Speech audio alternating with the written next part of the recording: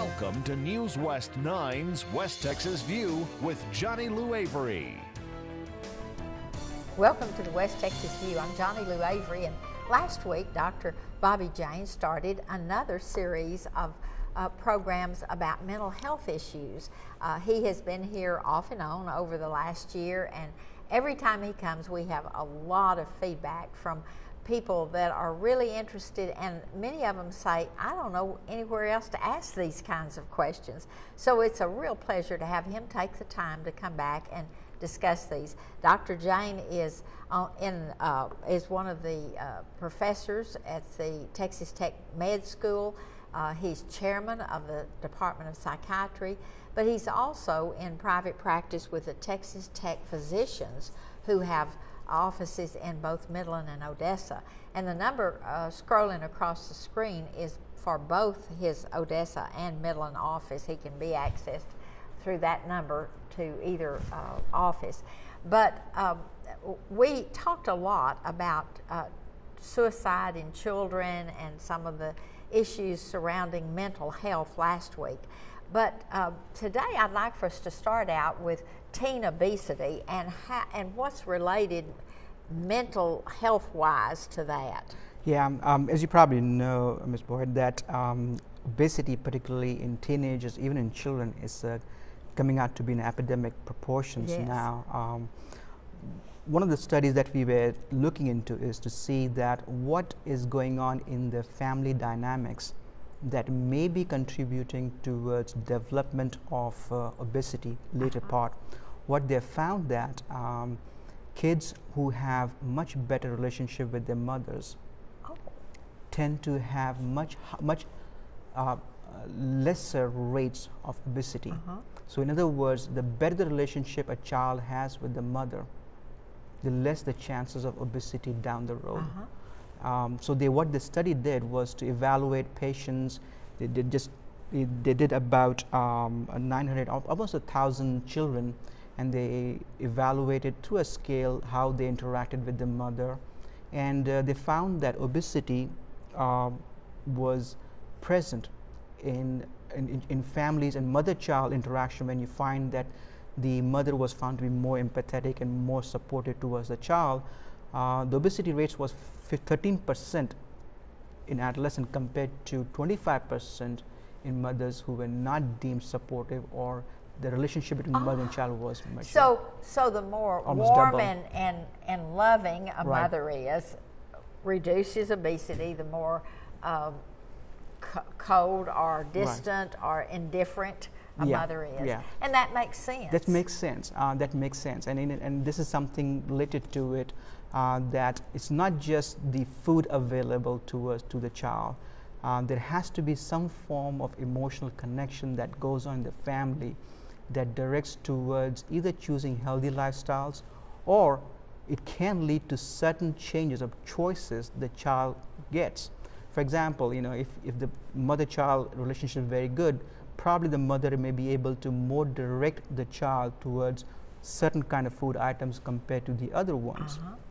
So this works at multiple levels, starting with choices being made, or the biochemical reaction that happens when a child feels more loved and empathetic by the mother compared to otherwise. So this is something that was very interesting to say that, again, child obesity is a complicated issue. You can never say that just providing a good family support will not lead to obesity. That probably is not true, but a stable family and a supportive mother environment certainly helps. Certainly helps. Well, and another thing this leads me to think about is the indifference, or sometimes it's just that a mother is so busy with other things that she doesn't take time to join this connection, and that may be the same way with food. She doesn't relate to the necessity of the extra effort to make the child have the right food. Right. This question gets asked very frequently, that does the mother working outside affects the child's psychosocial functioning? And there have been a number of studies who've done that. In overall, it does not. But true, the fact that the mother has to juggle a whole lot of things more when she's working, and outside the home and then comes back home to take care of things. So it does tax the mother's ability to cope. That's true, but overall it's possible. So we're not saying that all mothers should quit their that's right. And it's not practical or not feasible, not recommended either. But it just means that we have to take an extra effort. And maybe prioritize that above all else. Yes. A hug is much better than a clean house. Absolutely. That would probably go along with. That's nicely put. Yeah. So, and that would probably be the more emotional connection you have. And this kind of connection doesn't take a whole lot of things. Just sitting down before dinner, asking your child how the day went, what happened. Be involved in the child's day. You know, if he had a bad day, what really happened? You know, somebody said something. Just a small discussion makes the child felt understood and being taken care of, compared to complete alienation that happens in many families. For whatever reason, the mother too busy, having 2 jobs, or is a single parent household. So it does help if you establish or give it a priority to have more personal connection with the child, no matter what age, because it helps not only emotionally, it does, now studies have shown it does help having better physical health.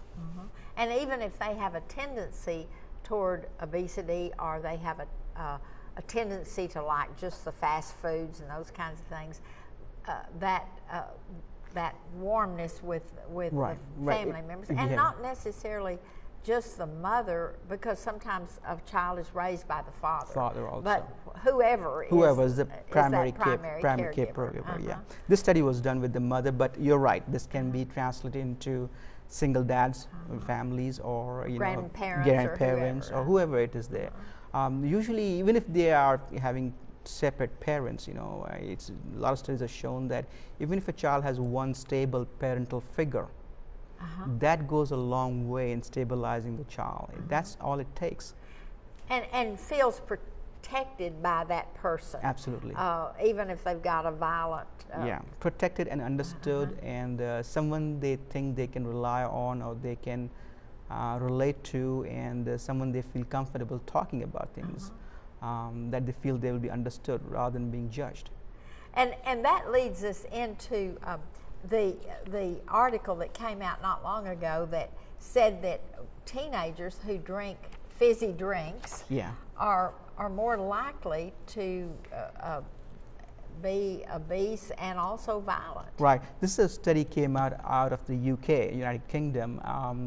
Couple of things have come out. High caffeinated drinks, of course, this is not a surprise. Okay, we're going to have to take a break right now, because this is something that I think you're going to be really interested in. Let's take a break, and we'll be back in just a minute and continue this conversation. Stay tuned. West Texas View will be right back.